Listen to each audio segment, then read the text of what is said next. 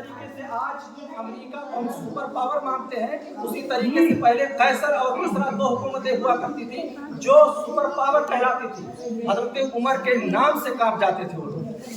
یہ ایک مرتبہ مصر کا ایک سفیر حضرت عمر رضی اللہ تعالیٰ عنہ سے ملنے کے لیے آیا تو پوچھا عمر کہاں ہے؟ لوگوں نے کہا ہوں گے ادھر میں۔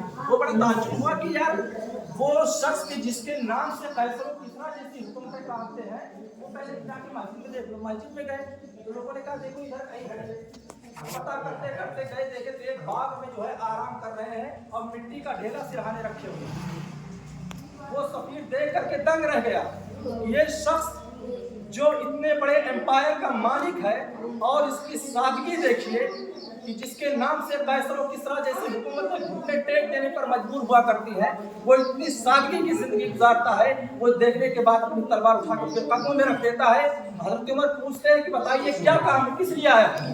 وہ سفیر کہتا ہے کوئی کام نہیں ہے، مجھے کلمہ پڑھائیے لا الہ الا اللہ محمد رسول اللہ۔ یہ اسلام۔ حضرت عمر رضی اللہ تعالیٰ عنہ عید کی نماز پڑھانے کے لیے جا رہے تھے، اپنی وائف سے کہا، اپنی بیوی سے کہا کہ وہ جوتی لے آؤ۔ بیوی نے کہا کہ جوتی میں اتنا پیوند لگا دیے کہ اب وہ جوتی ٹوٹ گئی، اس پر پیوند بھی نہیں لگا سکتے۔ ایک خلیفہ جو ہزاروں مربع میل کا مالک، اس کے پاس عید میں پہننے کے لیے جوتی نہیں، ننگے پاؤں جا رہے نماز پڑھانے کے لیے۔ صحابہ کرام دیکھتے ہیں، کہتے ہیں یہ خلیفہ اے عمر یہ کیا کر رہے ہیں؟ آپ کے پاؤں ننگے ہیں، آپ کے پاؤں ننگے ہیں۔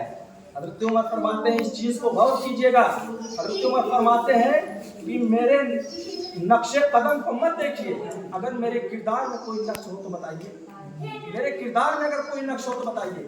یہ اسلام ہے۔ تو میں ان لوگوں کے تعلق سے میں نے یہ بات کہی ہے کہ اگر اللہ رب العزت نے جن کو استطاعت نہیں دیا ہے، نئے کپڑے نہیں پہنے ہیں، وہ اس چیز کو اپنے دماغ میں مت لائیے گا۔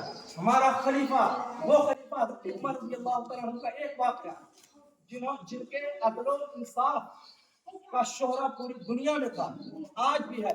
میں نے مہاتما گاندھی کے ایک قول کو پڑھا تھا جس میں انہوں نے کہا تھا، مہاتما گاندھی نے، کہ اگر حکومت کرنی ہے تو عمر اور ابو بکر سے۔ ایک مرتبہ حضرت عمر رضی اللہ تعالیٰ عنہ، غور سے سنیے گا، حضرت عمر رضی اللہ تعالیٰ عنہ فجر کی نماز پڑھ کر کے نکلے گشت کرنے کے لیے۔ دیکھے ایک دروازہ کھلا تھا، ایک بڑھیا وہاں پر بیٹھی ہوئی، کہ اپنے غلام سے کہا پوچھیے کہ اماں اندر آ جاؤ۔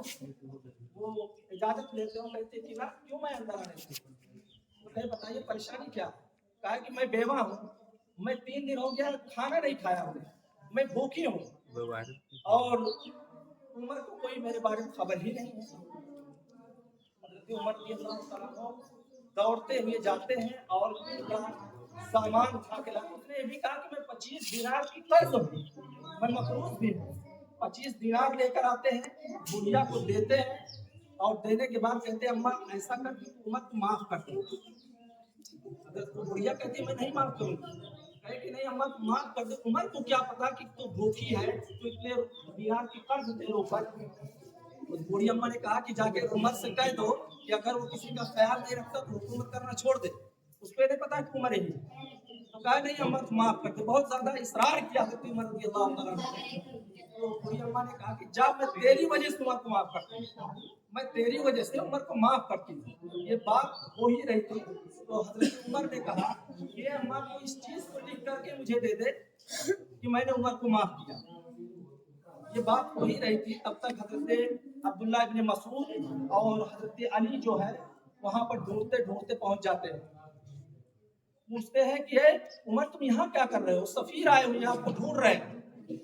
انہوں نے کہا کہ یہ بوڑھی ماں ہے جو 3 دن سے کھانا نہیں کھائی تھی اور 25 دینار کا قرض ہے، میں اس کو اس کا قرض دینے کے لیے آیا، اس کو کھانا کھلایا۔ بڑھیا جب سنتی ہے کہ یہ تو عمر ہی ہے تو کھڑے ہو جاتے، کہیں نہیں منع تو بیٹھ جا، تو بیٹھ جا، تو نے جو وعدہ کیا سگنیچر کرنے کا پہلے تو دستخط کر دے۔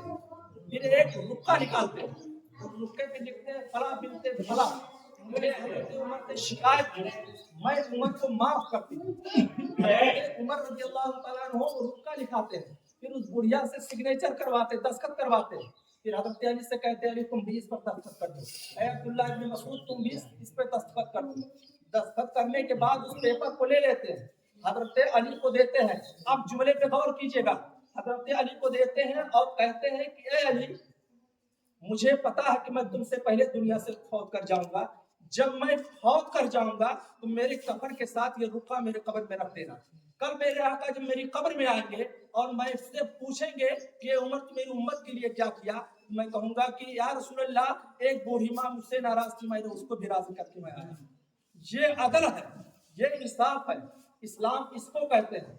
आज इस तराजू पे, इस जाविये पे हम अपने आप को तोले, हम अपने आप को इससे कितना दूर पाते हैं।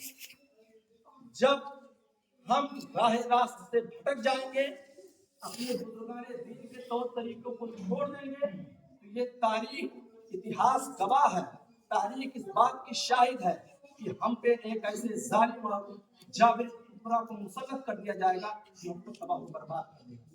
मैं इन चंद कलिमात के साथ अपनी बात को खत्म करता हूँ।